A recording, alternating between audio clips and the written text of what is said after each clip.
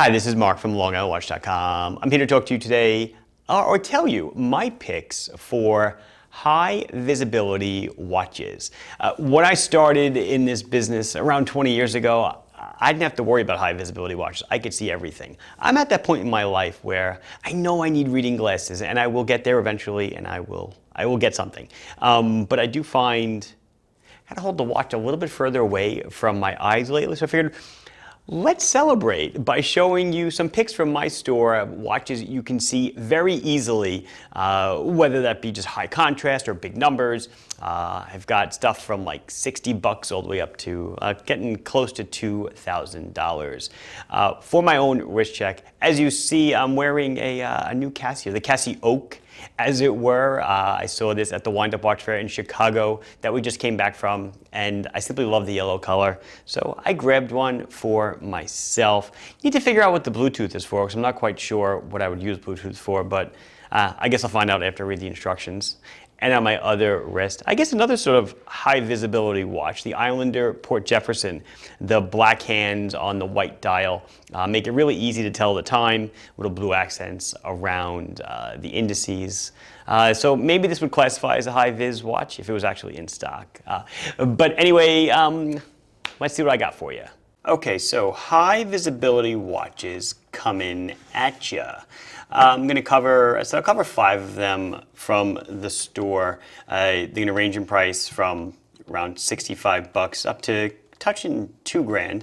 I'm trying to cover each genre if I can, like a sport, a dive, a field, etc. And just kind of give you all different walks of life, different sizes, different everything.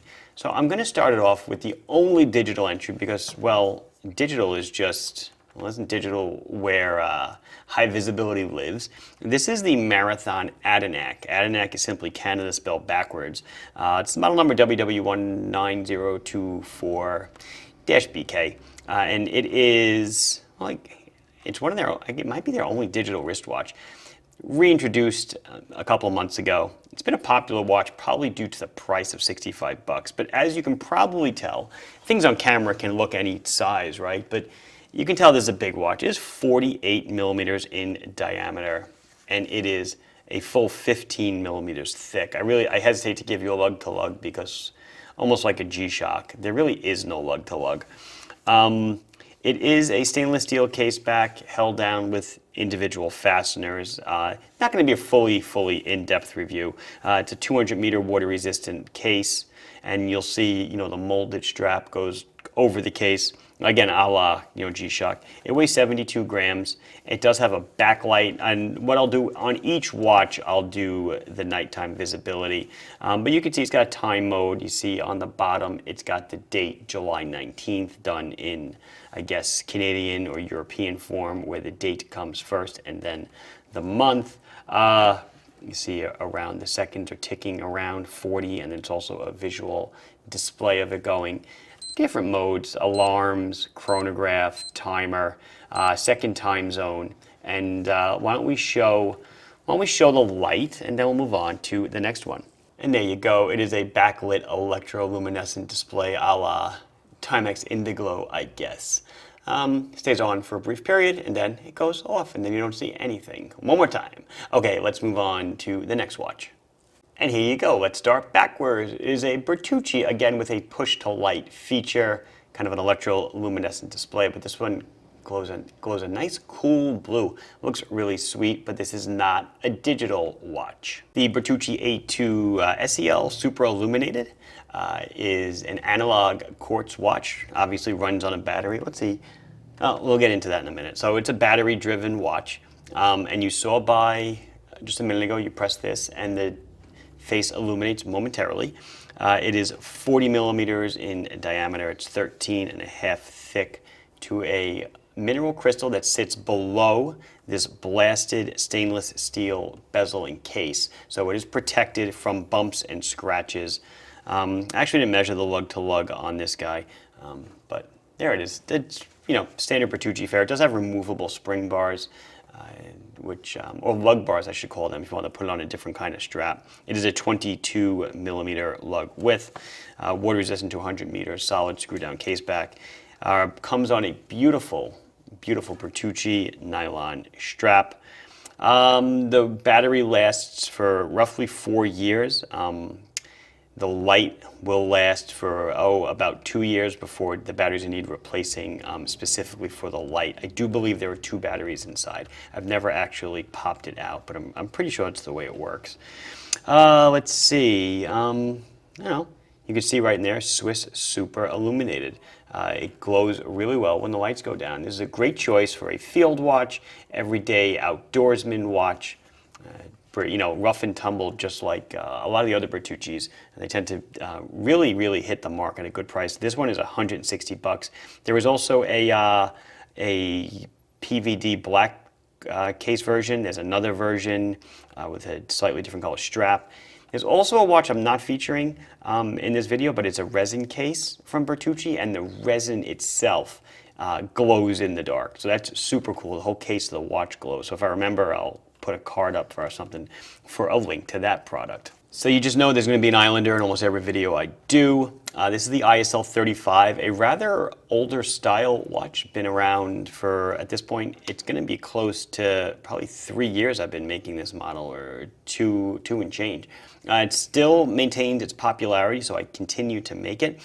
This was my idea of a polar wristwatch. It is an SKX 007 case, or style case, I should say. It's $299. So it's 43 millimeters in diameter. It's 14 thick to a flat sapphire crystal. It's 48 millimeters on the old lug tip to lug tip. It's a 22 millimeter lug width. We give you a solid link bracelet, size with screws, 3-position micro adjust clasp, beautiful embossed case back, 200 meters of water resistance, all that for $299. So really, when we did this watch, ceramic bezel with lume. We'll get to the night shot in a minute, because a high visibility watch has to be visible at night and at day, right? So this watch basically uses a paper white dial, black hands with great lume on them, and then black rimmed applied indices.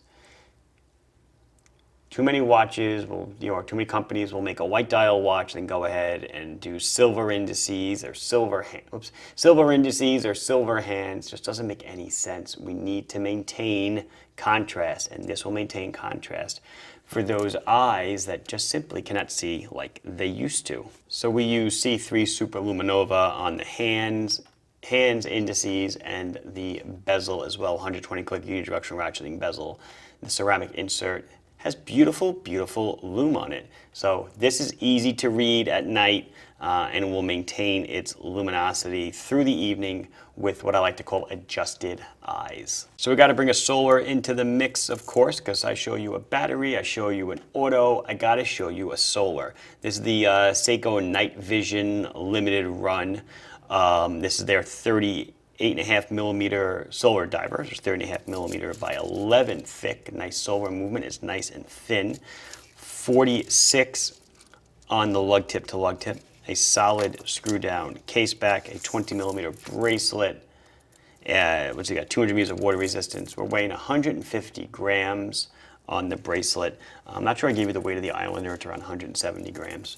But what I like about this one is that it maintains high visibility, but what we've done is it is a black dial with green as the contrast. So instead of black on white as the prior two have been, this is like green on black. And the lume is pretty decent. I'll do the lume in a second.